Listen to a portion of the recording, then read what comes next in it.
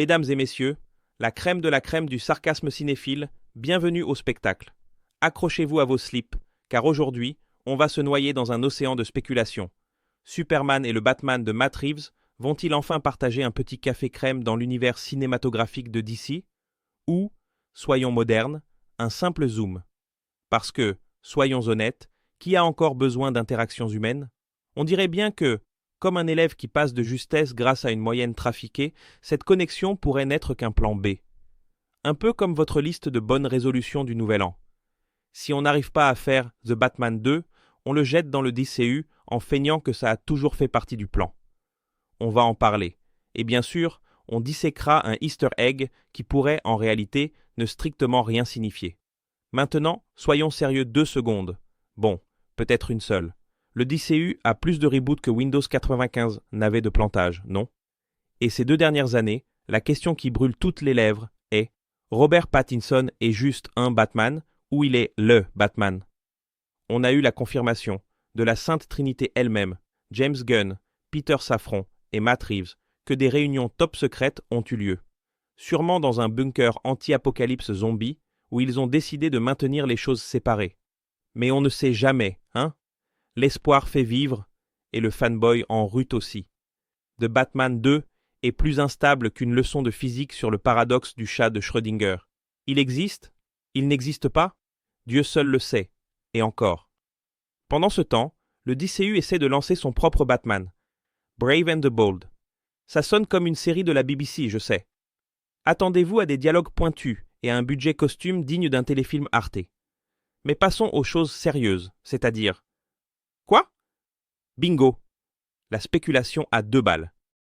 Dans une bande-annonce récente, des fans aux yeux de lynx, ou, soyons fous, aux yeux de Sauron, ont aperçu Superman volant si vite qu'on dirait qu'on essaie de suivre Flash avec un GPS des années 90. Et, pendant une fraction de seconde, on voit un immeuble qui semble annoncer quelque chose. Peut-être.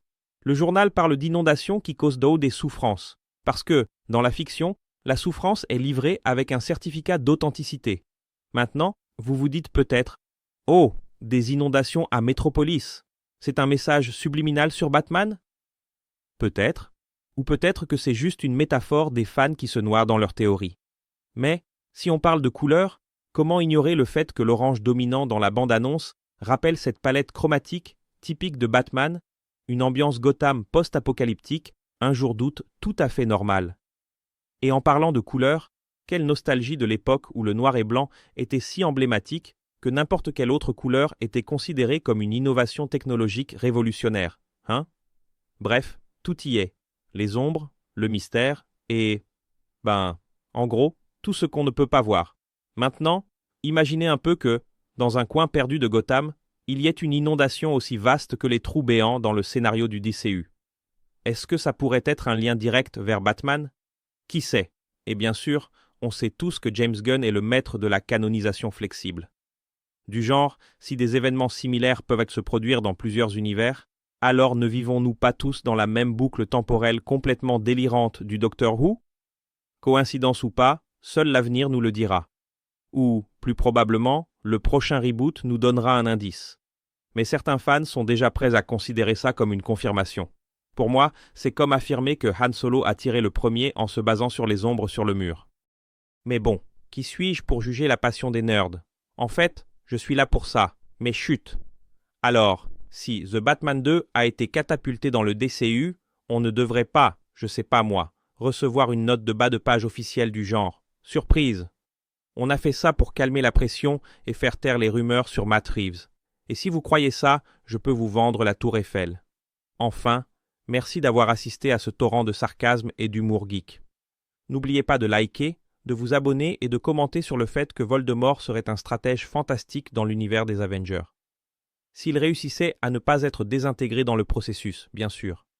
Et, comme toujours, gardez votre cerveau allumé, si vous y arrivez, et à la prochaine théorie farfelue ou au prochain reboot inattendu dans l'univers cinématographique, ou dans les comics, ou partout où la logique est un concept absurdement flexible.